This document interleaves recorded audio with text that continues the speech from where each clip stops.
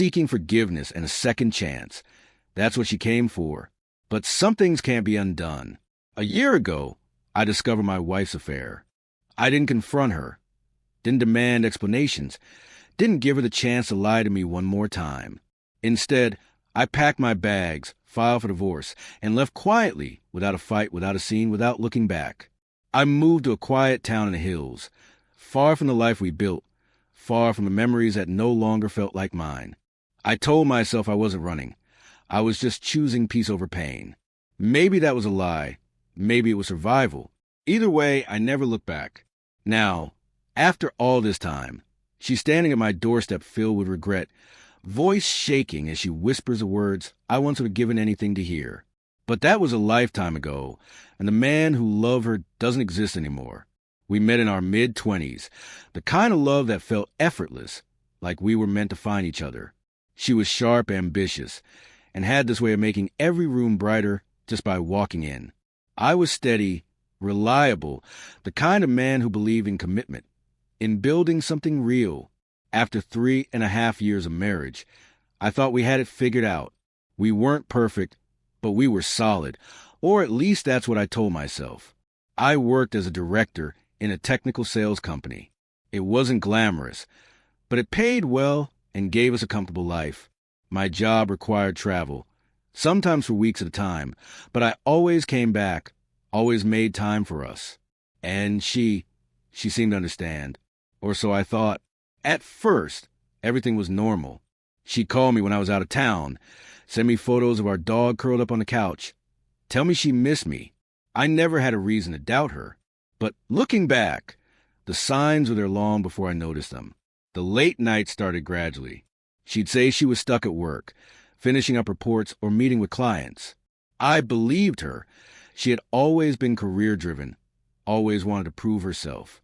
Then she started going out more, weekend brunches with friends I'd never met, spontaneous plans that didn't include me. She stopped waiting up for me when I came home, and when I asked why, she'd just say she was exhausted. The little things changed, too.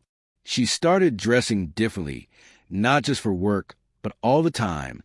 New clothes, new perfume, a sudden interest in the gym after years of avoiding it. I noticed, of course. I just didn't question it. I wanted to believe she was doing it for herself. That's what she told me, and I accepted it without hesitation. Then it was her phone. It became glued to her hand, and when it wasn't, it was face down on the counter. She used to send me texts throughout the day, small things like, "How's your meeting going?" or "What do you want for dinner?" But those texts stopped. When I'd message her, sometimes hours would go by before she responded, and when she did, the warmth in her words was gone. I ignored the signs. I blamed stress. I convinced myself that every relationship goes through phases, that we were just going through a rough patch, and maybe deep down, I just didn't want to admit what was happening. The first real gut punch came when I got back from a work trip earlier than expected. I had taken a red-eye flight home, excited to surprise her. I walked into the house, expecting to find her asleep. Instead, I found her standing in the kitchen, startled, like I had caught her in the middle of something. "You're home early," she said, forcing a smile. There was something off in her voice, something guarded. I looked around. The dining table was set for two, a wine glass half empty. The faint smell of expensive cologne lingered in the air, but it wasn't mine. She said a friend had come over, just a co-worker, someone she'd been mentoring. I wanted to believe her, so I did. But something in her eyes told me that night was the beginning of the end. It wasn't just about trust anymore. It was about denial. Because the truth doesn't wait for you to be ready. It just shows up and changes everything. I don't know what made me check that night. Maybe it was instinct. Maybe it was the way she avoided my eyes when she said goodnight. Maybe it was a feeling in my gut that had been growing for months. A silent warning I kept pushing aside. She had gone to bed early, claiming she was exhausted. But when I walked past the bedroom, I saw the faint glow of her phone screen under the covers. She wasn't asleep. She was texting. And when I stepped closer, I heard her whisper something. "I can't wait to see you again." I stopped breathing for a second. I told myself I must have misheard, that she was talking to a friend. that there had to be another explanation. But deep down, I already knew. She had always been careful. Her phone was locked, notifications silenced, never left unattended. But that night, maybe because she thought I was already asleep, she made a mistake.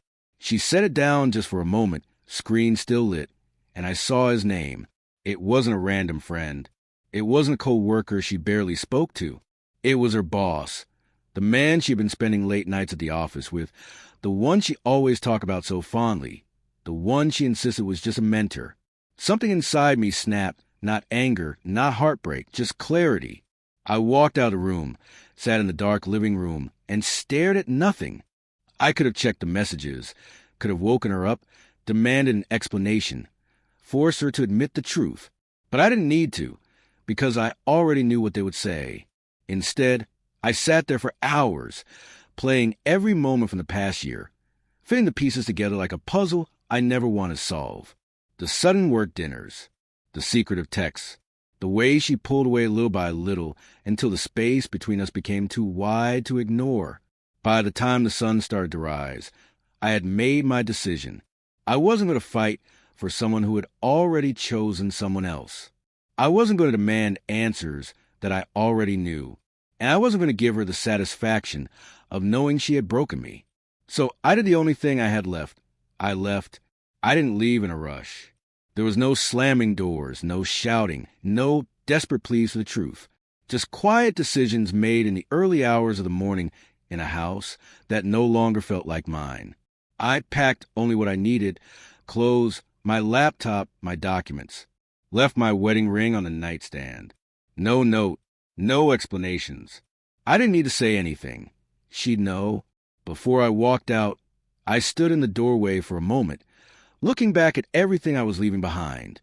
The framed photos on the wall, the couch where we used to sit together, the life we built, or at least a life I thought we had. I wanted to feel something, anger, sadness, nostalgia, but all I felt was relief. I checked into a hotel that morning, booked a one-way ticket out of the city by noon, and by evening, I was gone just like that. No messy goodbyes, no begging for closure, just silence. But the thing about silence is that it's louder than words. The calls started that afternoon. First one, then 3, then 10. I didn't answer. I didn't need to. The messages followed. Where are you? What's going on? Please just talk to me. She didn't confess, didn't say sorry, didn't even ask if I knew, because she already did. I blocked her number before she could send another message. The divorce was filed within the week. No messy fight over money, no drawn-out battles over who got what. I didn't want the house, the furniture, the memories. I just wanted to be done. She tried to call through mutual friends, sent me emails filled with excuses, half-hearted attempts to explain away what she did. I never read them, because once you've seen the truth, explanations don't matter. A new life begins. I moved to a small town in the hills, a place where no one knew me, a place where I could be just another stranger in a coffee shop, another face in the crowd. For the first time in years, I woke up without checking my phone, without wondering where she was, without feeling like I was fighting for someone who had already given up on me. The nights were the hardest at first. Lie in a bed that wasn't ours, in a place that didn't feel like home. But every morning, the weight on my chest got a little lighter. I focused on work, started running again, picked up old hobbies I had forgotten. I became the man I used to be, before I convinced myself that love meant losing pieces of myself to keep someone else happy. And slowly, I started to feel whole again. For an entire year, I didn't look back. Not once. I had left that life behind, or at least I thought I had, until one day, she found me. It had been a year of silence, a year of rebuilding, a year of finally feeling like myself again. I wasn't bitter. I wasn't broken. I was just free. Then one afternoon, I walked out of my usual cafe, coffee in hand, and saw her standing across the street. For a second, I thought I was imagining things. Maybe it was just someone who looked like her, a stranger with familiar features. But then she turned, and our eyes met, and I knew. She had found me. She looked different, not in the way time changes people, but in the way regret does. Her posture wasn't the same. There was no confidence in the way she stood, no warmth in her smile. She looked lost. She walked toward me hesitantly, as if she wasn't sure she should, as if she knew she had no right to. "Hey," she said, her voice softer than I remembered. "I've been trying to find you." I didn't respond right away. Just watched her, waiting, letting her feel the weight of the silence between us. She shifted on her feet, tucking a strand of hair behind her ear, a nervous habit I had once found endearing. Now, it just felt like a stranger's gesture. "I know I have no right to ask, but can we talk?" I studied her face, searching for the woman I had once loved. But she wasn't there anymore, and neither was a version of me who would have cared. "Why now?" I asked, my voice even controlled. Not angry, not warm, just indifferent. She swallowed hard, eyes darting to the ground. "Because I made a mistake." I let out a slow breath, waiting for her to continue. Even though I already knew what she was going to say, I don't know what I thought. I convinced myself that I wanted something different. But I was wrong. And by the time I realized it, you were already gone. There was the truth wrapped in regret, delivered too late. She wasn't here because she loved me. She was here because she lost what she thought she had with someone else. And when that didn't work out, when reality didn't match the fantasy she chased, she came looking for the man she had thrown away. I nodded slowly, letting her words settle. "Yeah, you were wrong." Her lips trembled, her eyes pleading. "I never stopped loving you." That's when I almost laughed, not out of cruelty, but because I knew better. "You didn't come here because you loved me," I said, my voice steady. "You came here because he didn't love you." She opened her mouth to argue, but nothing came out, because she knew. She knew I was right. For a moment, she looked like she wanted to reach for me, to close the space between us, like she thought there was still a chance. But that's the thing about betrayal. It doesn't just break trust. It kills whatever love was left. She had made her choice a long time ago, and so had I. I took a step back, letting the distance become something permanent. "Take care of yourself, Emily," I said. And just like that, I walked away. As I walked away, I didn't feel the way I thought I would. No anger, no sadness, no lingering pain, just peace. She stood there, unmoving, watching me go, probably waiting for me to stop, to turn around, to give her some sign that there was still a part of me that cared. But there wasn't, because the truth is, she wasn't standing in front of me because she loved me. She wasn't here because she wanted to fix things. She was here because her plans fell apart, because the future she thought she was walking into didn't turn out the way she expected. And when she realized that, she went looking for the only man who had ever truly loved her. But I wasn't that man anymore. I didn't need closure from her. I didn't need an apology to move forward. I had already given myself everything I needed the day I walked out of that house, and never looked back. She made her choice, and I made mine. And if there was any real justice in the world, it was this. She was finally feeling what I had felt a year ago, loss. But the difference? Mine had healed. Hers was just beginning. Some people don't regret cheating. They regret losing their stability, their safety net, the person who always stood by them even when they didn't deserve it. She didn't come back because she missed me. She came back because she missed a version of herself that existed when she was with me, the version that felt safe, secure, wanted. But that version of her didn't exist anymore. And neither did the version of me that once would have taken her back.